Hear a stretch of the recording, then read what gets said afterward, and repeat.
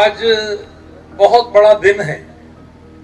मैं आप सबको बधाई देना चाहता हूं कि आज भगवान श्री राम के विवाह की मैरिज एनिवर्सरी है, वार्षिक वर्षगांठ है, विवाह पंचमी है।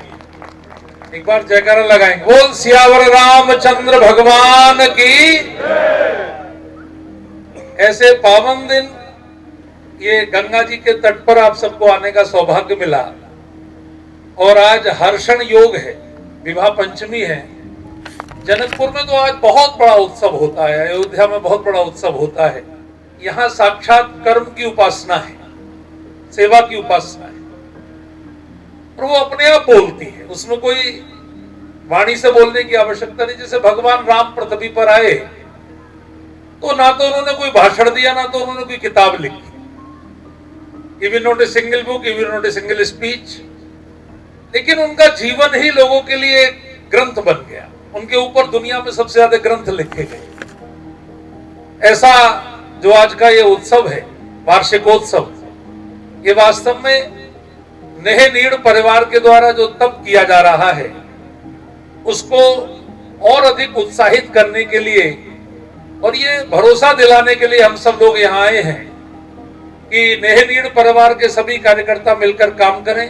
हमारे आदरणीय श्री कन्हैया जी भाई साहब और रीमा बहन जी, और हम सब हमेशा उनके साथ हैं उनका उत्साह बढ़ाने के लिए। इसलिए हम सब लोग आए, लगातार उनकी संगति बनी रहे कार्यकर्ताओं की, बच्चों के साथ भी और आपके साथ भी, तो निश्चित रूप से सबका उद्धार होगा। क्योंकि हमारे परिवार के बच्चों को भी संस्कार मिलेंगे अगर वो यहाँ आके देखेंगे नेह नीड़ के कार्यक्रम को, तो निश्चित रूप से हमारे परिवार के बच्चे भी सामाजिकता सीखेंगे, संस्कार सीखेंगे। इस कार्यक्रम में मैं ऐसा अनुभव कर रहा हूं, सबको बहुत आनंद है, बहुत एक प्रसन्नता का एक वातावरण है। उसका कारण है कि एक वर्ष के बाद में और ये आयोजन अपनी भूमि पर हो रहा है, जो नेह नीड़ के लिए भूमि मिली है और वहां पर आयोजन हो रहा है, तो इसका सबको बहुत आनंद है। ये दृश्य एक प्रकार से दिखाई देता है कि भविष्य का भारत क्या होगा और विश्व गुरु भारत कैसा बनेगा। मैं समझता हूं कि ये जो नेह नीड़ का एक छोटा सा एक प्रकल्प है, देखने में छोटा लगता है, लेकिन ये किसी विश्वविद्यालय से कम नहीं है।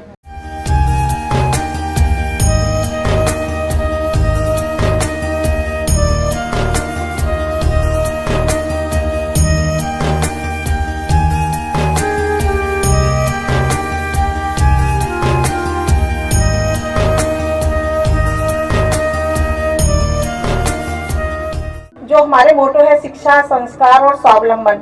शिक्षा पूरी तरह से विद्यालय कर ही रहे, संस्कार का जो पक्ष है वो छात्रावास में ज्यादा महत्वपूर्ण हो जाता है, क्योंकि शिक्षा का दायित्व विद्यालय पे होता है तो संस्कार का पक्ष बहुत ज्यादा हम पर आ जाता है। इसके लिए हमने जब ग्रीष्म अवकाश में बच्चे जाते हैं तो उन बच्चों को सिर्फ छुट्टियां मनाने नहीं भेजते हैं, इनको कार्य देते हैं। इस वर्ष क्योंकि हमारा दूसरा ग्रीष्म अवकाश था, प्रथम वर्ष में जो बच्चे गए थे वो सारे बच्चों को छोटे छोटे गृह के कार्य दिए थे, अपने गृह कार्य के बारे में पता करने के लिए। क्योंकि इस वर्ष बच्चे 8th क्लास पास कर चुके थे और वो समस्याओं को समझने लगे थे, सारे विषय को पढ़ने लगे थे, तो इस वर्ष जो हमने उनको गृह कार्य दिया है, उस गृह कार्य में उनको कार्य दिया अपनी बस्ती की समस्या जानने के लिए और जाकर के वहाँ के किसी प्रशासनिक अधिकारी से मिलने के लिए। तो सभी बच्चों ने जो गृह कार्य किए हैं उसमें प्रशासनिक अधिकारी से जाकर मिलना और समस्याओं को बताना, ये भी अपने आप में बच्चों का आत्मविश्वास दर्शाता है कि बच्चे किस तरीके से जाकर के किसी प्रशासनिक अधिकारी से मिलते हैं और जाकर के अपनी समस्या बताते हैं। और आगे भी अभी भी जो उनकी समस्या सॉल्व नहीं हुई है उसके लिए वो प्रयासरत है। दोबारा से दीपावली की छुट्टियों में जब गए थे, दोबारा से प्रशासनिक अधिकारी से मिले थे कि हमारी ये समस्या सॉल्व नहीं हुई है। बच्चों का इतनी बड़ी सभा में अचानक बोलना, बच्चों का प्रशासनिक अधिकारियों से मिलना, ये इसलिए संभव हो पाता है क्योंकि हमें बहुत सारे प्रशासनिक अधिकारियों का सानिध्य समय समय पर बहुत लगातार मिलता रहता है। नेह नीड़ का परिसर ब्रिज घाट में है, लेकिन सभी सहयोगी, सभी आत्मीय बंधु गाजियाबाद, अलीगढ़, नोएडा, इस जगह काफी है, तो सभी का आना हर बार इधर पॉसिबल नहीं हो पाता, तो सभी ने आग्रह किया कि एक कार्यक्रम अलीगढ़ में करा जाए और एक कार्यक्रम गाजियाबाद में करा जाए, क्योंकि समय की सीमा कम थी हमारे पास, तो अभी हमने 2 कार्यक्रम किए अलीगढ़ में और गाजियाबाद में सृजन। इसका उद्देश्य यह था कि 2 वर्गों को आपस में जोड़ना, दोनों वर्गों को आपस में जोड़ना, यानी कि इनके जो पालक हैं, संरक्षक हैं और इनके जो अभिभावक हैं, इनकी बस्ती के जो लोग हैं, वो आए आपस में घुले मिले, उनकी भी समस्या पता चले कि उनको भी क्या समस्या है, और वो एक परिवार, हमारा बड़ा परिवार जो सभी समय की व्यस्तता के कारण नहीं आ पाते हैं, उनका भी कार्यक्रम में सहभागिता हो जाए।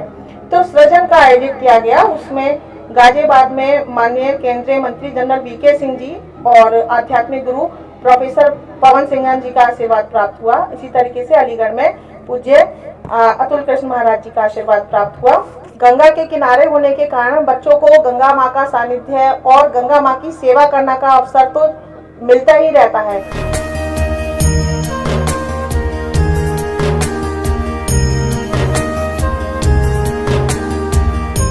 किस प्रकार से बस्तियों में जब हम संपर्क करने गए, जिन स्थितियों में वो भैया मिले हमें, और वहाँ से यहाँ आने के बाद जो उनका संकल्प है, उसमें जुडिशरी में जाना, सिविल सर्विसेज में जाना, आर्मी में जाना, अथवा सामाजिक कार्यकर्ता के रूप में देश के लिए, समाज के लिए काम करना, ऐसा एक संकल्प के साथ ये प्रस्तुति सब भैयाओं ने आपके सामने रखी।